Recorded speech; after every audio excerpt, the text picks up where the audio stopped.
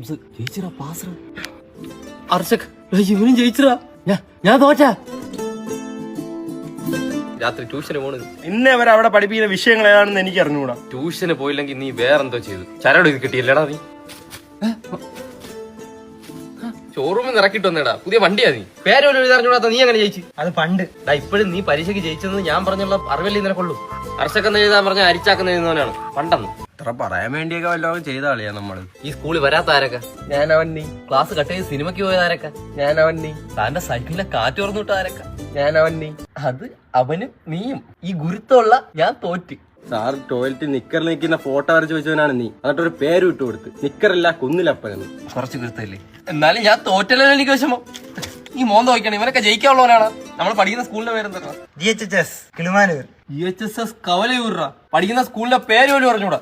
നറുക്കിട്ട് ജയിപ്പിച്ചവരെ. ഇപ്പൊ നടക്കാനുള്ള നോക്കാം.